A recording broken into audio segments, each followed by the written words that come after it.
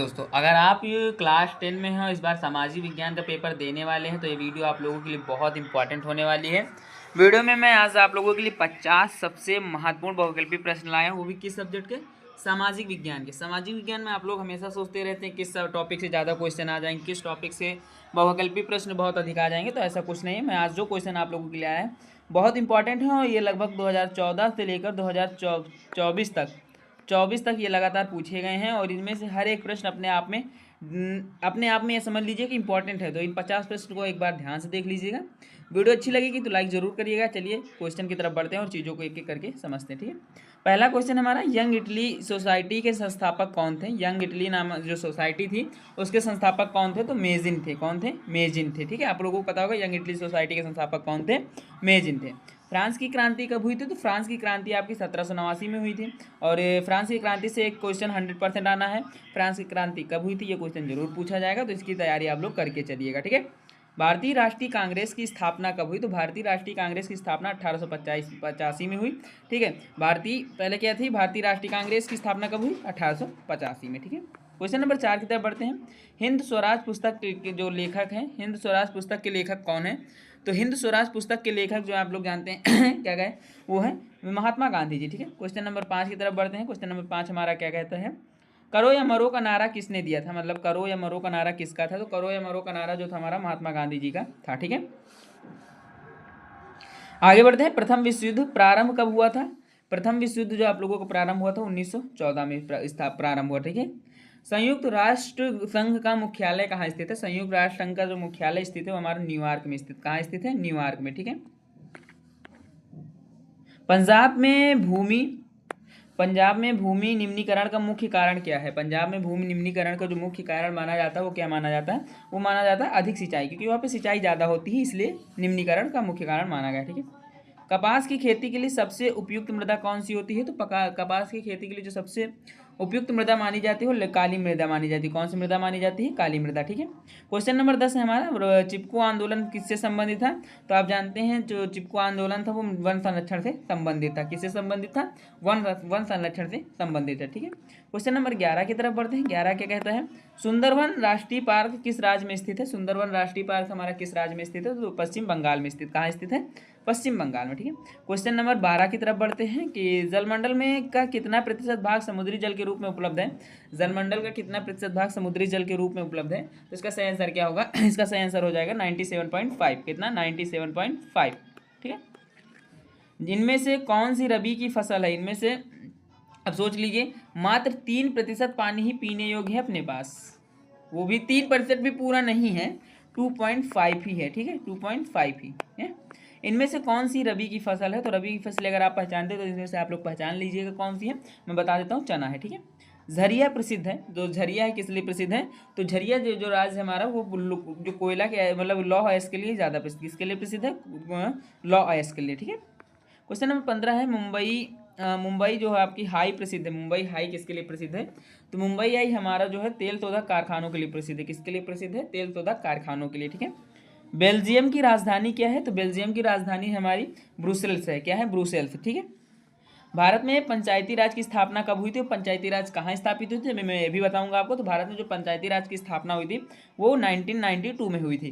तो ठीक है, नागौर नामक एक जगह है, नागौर, आप लोग पढ़े भी होंगे, नहीं बता देता हूँ, ये थोड़ा हाई कंपटीशन लेवल का क्वेश्चन है। मैं ठीक, नागौर ये कहाँ पड़ता है? राजस्थान में पड़ता है। कहाँ पड़ता है? राजस्थान में। ठीक है, नागौर राजस्थान में पड़ता है, वहीं का ये है। ठीक है, आगे बढ़ते हैं क्वेश्चन नंबर 17 की तरफ।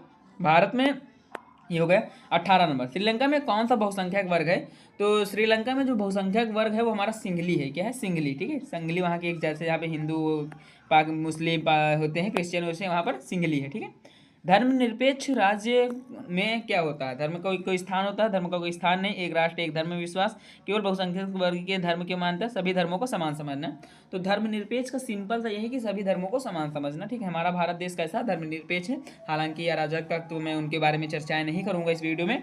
भारत में सर्वाधिक साक्षरता वाला राज्य कौन सा है? तो भारत में जो सबसे साक्षरता वाला राज्य है वो है केरल। ठीक है, यहाँ की जो साक्षरता दर हो 99 पॉइंट है। कितनी है? 99% है। ठीक है, क्वेश्चन नंबर 21 की तरफ बढ़ते हैं। निम्नलिखित में से कौन सा विकसित देश है? निम्नलिखित में से कौन सा विकसित देश है? तो विकसित देश के बारे में बात कर रहा है तो हमारा यहाँ पर फ्रांस होगा, क्योंकि जीडीपी इसकी बहुत हाई है, जीडीपी जो है इसकी सबसे हाई जीडीपी इसी की है। और फ्रांस नहीं, हाँ, विकसित देश फ्रांस है, ठीक है, वो तो हम जाने कि वहाँ का। जापान की जीडीपी हाई है, सॉरी। सार्वजनिक और निजी क्षेत्रक किस आधार पर विभाजित है? सार्वजनिक और निजी क्षेत्रक जो हमारे वो उद्यमों के स्वामित्व के आधार पर विस्तारित हैं, उद्यमों के स्वामित्व के आधार पर विभाजित है, ठीक है। क्वेश्चन नंबर 23 है हमारा, विश्व व्यापार संगठन की स्थापना कहाँ हुई थी? तो विश्व व्यापार संगठन की स्थापना जो हमारी हुई थी वो जेनेवा में हुई थी। कहाँ पे हुई थी? जेनेवा में, ठीक है। उपभोक्ता संरक्षण अधिनियम कब लागू किया गया था? तो उपभोक्ता संरक्षण अधिनियम हमारा 1986 में लागू किया गया था। कब लागू किया गया था? 1986 में, ठीक है। सूचना पाने का अधिकार, जिसे आप लोग आरटीआई कहते हैं, आरटीआई कब पारित हुआ? तो सूचना पाने का अधिकार यानी आरटीआई कब पारित हुआ? ये 1 अक्टूबर 2005 में पारित हुआ। कब हुआ? अक्टूबर 2005 में, ठीक है। क्वेश्चन नंबर 26 है हमारा, ऑटो वान बिस्मार्क का संबंध किस देश से था? ऑटो वान बिस्मार्क का संबंध किस देश से था? वो हमारा संबंध था जर्मनी से। किससे संबंध था? जर्मनी से, ठीक है। सविनय अवज्ञा आंदोलन कब चलाया गया? तो सविनय अवज्ञा आंदोलन जो हमारा चलाया गया वो 1930 में चलाया गया। कब चलाया गया? 1930 में, ठीक है। महामंदी का प्रारंभ किस वर्ष हुआ था? तो महामंदी का जो प्रारंभ हुआ था वो 1934 में हुआ था। कब हुआ था? 1929 में हुआ था, सॉरी 1929 में, 1934 में तो खत्म हो गया था, ठीक है। लॉ एस्क किस प्रकार का संसाधन है? तो लॉ एस्क जो है हमारा अगर संसाधन के प्रकार में बात करेंगे तो अनवीकरण योग्य, अनवीकरण, एक बार अगर धरती से लॉ खत्म हो गया, लोहा खत्म हो गया तो दोबारा आप इसे बना नहीं सकते। वैसे तो चाहे जो भी पेट्रोल, डीजल, सारा कोयला, ये सारी चीज़ें ऐसी होती हैं, अनवीकरण, ठीक है। निम्नलिखित में से किस राज्य में सीढ़ीदार सोपानी खेती की जाती है? सीढ़ीदार खेती ऐसे पहाड़ों पे होती है, ऐसे ऐसे होती है। जब नीचे की तरफ आएंगे तो आपको मेड़, ऐसी चौड़ी चौड़ी मेड़ दिखेंगी, नीचे की तरफ आएंगे तो दिखती रहेंगी, ठीक है, वही सीढ़ीदार खेती होती है। तो कहाँ होती है ये खेती? देखो उत्तराखंड में होगी। कहाँ होगी? उत्तराखंड में होगी, ठीक है। टिहरी बांध परियोजना किस राज्य में स्थित है? टिहरी बांध जो परियोजना है हमारा वो उत्तराखंड में स्थित। कहाँ स्थित है? उत्तराखंड में, ठीक है। क्वेश्चन नंबर 32 हमारा, निम्नलिखित में से कौन सी एक फसलीदार सब फसल है? निम्नलिखित में से कौन सी एक फलीदार फसल है? तो वो कौन सी फसल होगी हमारी? वो हो जाएगी यहाँ पर दालें। फल में किस में होते हैं? दालें। दालें फल होते हैं, आप जानते हैं, ऐसे ऐसे होती हैं दालें, दो फल। फल यही है कि जो दो भागों में डिवाइड हो जाए, ठीक है, इस चीज़ को याद रखना। क्वेश्चन नंबर 33 है, मोनाजाइट रेत मोनाजाइट रेत में निम्नलिखित में से कौन सा खनिज पाया जाता है? तो मोनाजाइट रेत में जो निम्नलिखित में से खनिज पाया जाता है वो हमारा थेरियम पाया जाता है। कौन पाया जाता है? थोरियम पाया जाता है, ठीक है।